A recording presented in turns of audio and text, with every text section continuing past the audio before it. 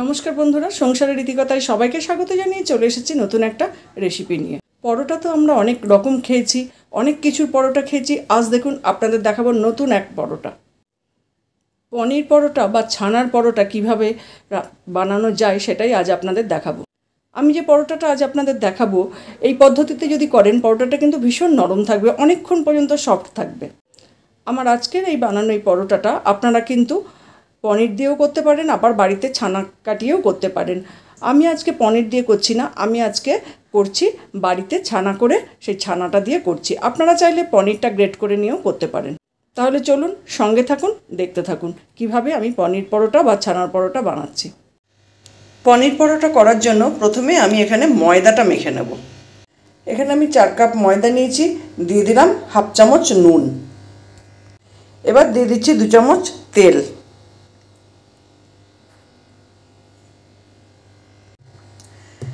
এবার আমি নুন আর তেল যেটা দিলাম সেটা ভালো করে মিশিয়ে নেব।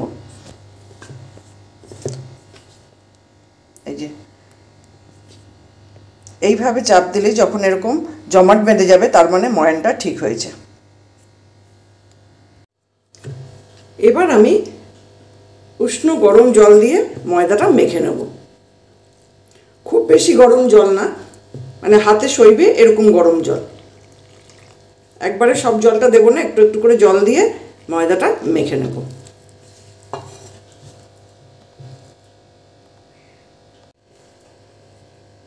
এইভাবে ময়দাটা আমি মেখে নেব। গরম জলটা দিয়ে মাখছি তার কারণ গরম জল দিয়ে মাখলে কিন্তু ভীষণ নরম হয়, অনেকক্ষণ পর্যন্ত পরোটাটা কিন্তু নরম থাকবে, তাই আমি গরম জল দিয়েই মাখছি। ময়দাটা তো ভালোভাবেই মাখা হয়ে গেছে, ডোটা একদম রেডি হয়ে গেছে।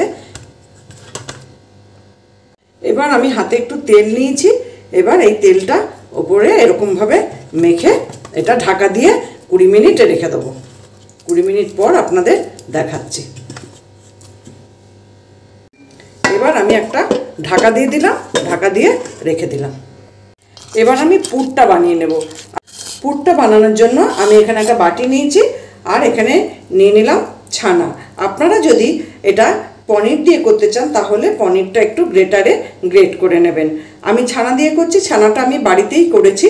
আর কিভাবে করেছি আমি বলে দিচ্ছি। হাফ লিটার দুধ নিয়েছিলাম, তারপর সেই দুধে আমি একটা হাফ পাতিলেবু, পুরো লেবুটা দিইনি, হাফ পাতিলেবু রস দিয়ে ছানাটা করেছি। তারপর সেটা আমি জল ঝরিয়ে নিয়েছি। এই ছানার মধ্যে আমি এবার দিয়ে দিলাম হাফ চামচ নুন, আর দিয়ে দিলাম একটা কাঁচা লঙ্কা কুচি করে দিয়ে দিলাম। এবার দিয়ে দিচ্ছি হাফ চামচ ভাজা মশলা, এটা জিরে আর শুকনো লঙ্কা শুকনো ভেজে গুঁড়ো করেছি। এবার দিয়ে দিলাম হাফ চামচ লঙ্কা গুঁড়ো, আপনারা চাইলে এখানে চিলি ফ্লেক্সটাও ব্যবহার করতে পারেন। এবার সব কিছু ভালো করে মিশিয়ে নেব।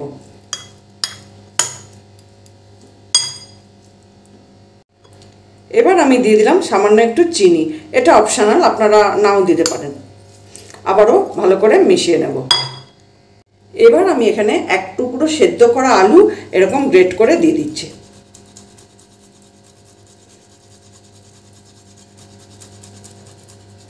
আলুটাও যদি আপনাদের ইচ্ছা না হয় আপনারা না দিতে পারেন। একটা টুকরো আমি দিলাম। আবার আমি সব কিছু ভালো করে মিশিয়ে নিচ্ছি।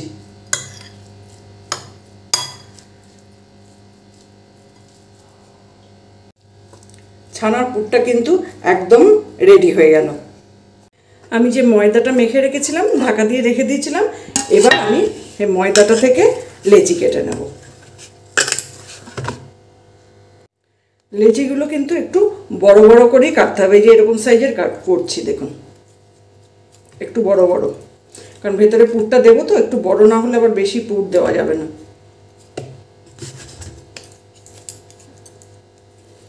সব লেচিগুলো কেটে নেব। লেচিগুলো তো করে নিলাম, মানে 10টা হয়েছে আমি যতটা ময়দা মেখেছিলাম। এরপর আমি এই লেচিগুলো থেকে এরকম বাটির আকারে করে নেব, একটু বড় করেই করব। এই যে বাটির আকারে করে নিলাম। এরপর যে পুরটা বানিয়ে রেখেছিলাম সেই পুরটা এর মধ্যে দিয়ে দিলাম।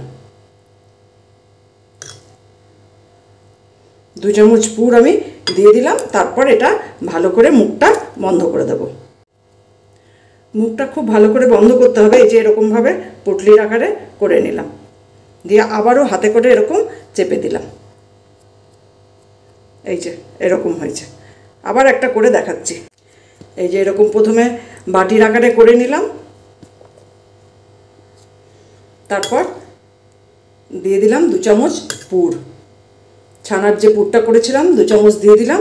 তারপর আবার এটা এরকম করে মুখটা বন্ধ করে দিলাম।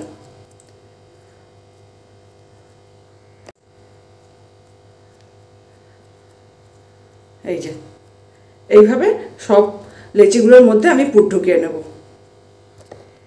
এবার আমি পরোটাগুলো বেলে নেব। আর বেলে নেওয়ার জন্য একটু ময়দা ছড়িয়ে দিলাম। তারপর একটা লেচি নিয়ে নিলাম। খুব হালকা করে বেলতে হবে, বেশি চাপ দেওয়া যাবে না। এরকম হালকা করে বেলে নেব।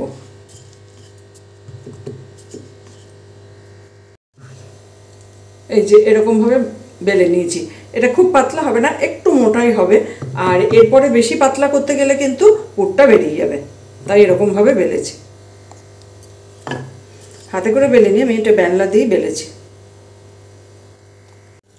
এখানে আমি একটা চাটু বসিয়ে দিয়েছি। চাটুটা গরম হয়ে গেছে। এবার একটা পরোটা এর মধ্যে দিয়ে দিলাম, দিয়ে এবার একটু ভালো করে এটা এপিট ওপিট করে সেঁকে নেব, তারপরে ভাজবো।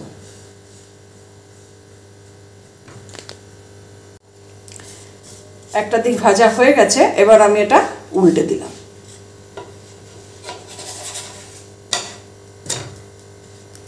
এভাবে উল্টে পাল্টে এটা একটু ভালো করে ভেজে নিতে হবে। এবার আমি দিয়ে দিলাম তেল।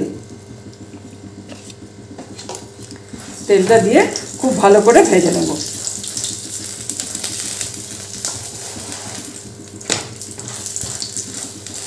একটু লাল লাল করে ভালোভাবে ভেজে নেব।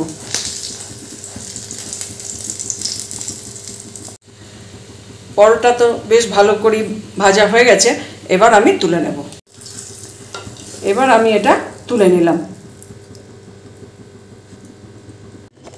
এই একই রকমভাবে আবারও একটা বেলে নিলাম। আবার এটা দিয়ে দিলাম, দিয়ে একটা দিক হয়ে গেলে আবার উল্টে দেব। এইভাবে সব পরোটাগুলো ভেজে নেব। আবারও আমি একটু ময়দা ছড়িয়ে দিলাম। আবার একটা লেচি নিয়ে নিলাম। তারপরে হালকা করে এরকমভাবে বেলে নেব।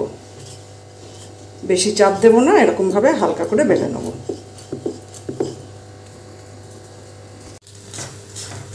আবারও একটা দিয়ে দিয়েছি। এরকমভাবে উল্টে পাল্টে আবারও এটা ভেজে নেব। কত সুন্দর দেখতে লাগছে দেখুন। এই পরোটাগুলো খেতে কিন্তু ভীষণ ভালো হয়। পনির পরোটা খেতে কিন্তু ভীষণ সুন্দর হয়। আমি তো মাঝে মাঝেই বানাই, খুবই ভালো। আমাদের বাড়িতে সবাই খুব পছন্দ করে।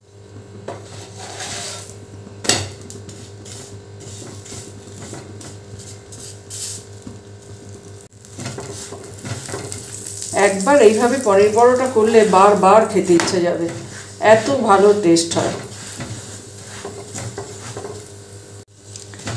আর আমি যেভাবে পরোটাগুলো করলাম, যে রকমভাবে আমি ময়দাটা মাখলাম, এইভাবে মাখলে কিন্তু পরোটাগুলো শুধু যে টেস্ট ভালো হবে তা কিন্তু নয়, পরোটাটা কিন্তু অনেকক্ষণ সময় পর্যন্ত নরমও থাকে। আজ আমি এটা ছানা দিয়ে বানালাম, কিন্তু আমি মাঝে মাঝে এটা পনির দিয়েও বানাই। আর যখন একটু পনির বেশি হয়ে যায় রান্না করার পরে, তখন আমি কি করি, পনিরটা দিয়ে এইভাবেই পরোটা বানাই। আজকে এটা ছানা দিয়ে করলাম ঠিকই। এইভাবে আমি সব পরোটাগুলো ভেজে নেব। একটু উল্টে পাল্টে আগে সেঁকে নিই, তারপর তেলটা দিয়ে ভাজবো। এই পরোটাগুলো এত টেস্টি হয় যে একবার বাড়িতে বানালে সবাই বারবার অনুরোধ করবে বানানোর জন্য।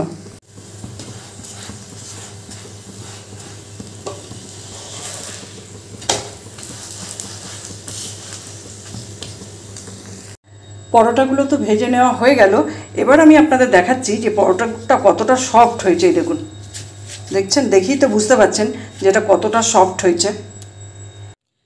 একদম রেডি হয়ে গেল পনির পরোটা, আর সাথে দিয়েছি ঝাল ঝাল আলুর তরকারি, আর দিয়েছি সিমুয়ের পায়েস। এইভাবে পনির পরোটা আপনারাও কিন্তু বাড়িতে একদিন বানিয়ে দেখতে পারেন, খেতে কিন্তু ভীষণ সুন্দর হয়। আর বাড়িতে বানালে কেমন হয়েছে কমেন্ট বক্সে জানাবেন। যদি ভালো লাগে একটা লাইক দেবেন, শেয়ার করবেন, অন্যদের দেখার সুযোগ করে দেবেন। দেখে তো বুঝতেই পারছেন পরোটাগুলো কত সুন্দর হয়েছে, আর আমি তো একটা হাতে করে দেখিয়েও দিলাম যে কতটা নরম হয়েছে। এই পরোটাটা আপনারাও কিন্তু এই পদ্ধতিতে একদিন বাড়িতে বানিয়ে দেখতে পারেন, খেতে কিন্তু ভীষণ সুন্দর হয়। আর বাড়িতে বানালে কেমন হয়েছে কমেন্টে জানাবেন, ভালো লাগলে একটা লাইক দেবেন, শেয়ার করবেন। যারা আমার ফেসবুক পেজ থেকে দেখছেন পেজটা ফলো করবেন, যারা আমার ইউটিউব চ্যানেল থেকে দেখছেন চ্যানেলটা সাবস্ক্রাইব করে নেবেন। আর অলরেডি যারা সাবস্ক্রাইব করেছেন, আমার সঙ্গে আছেন, পাশে আছেন, তাদের তো অসংখ্য ধন্যবাদ। এইভাবে আমার সঙ্গে থাকুন, পাশে থাকুন, সবাই ভালো থাকুন, সুস্থ থাকুন।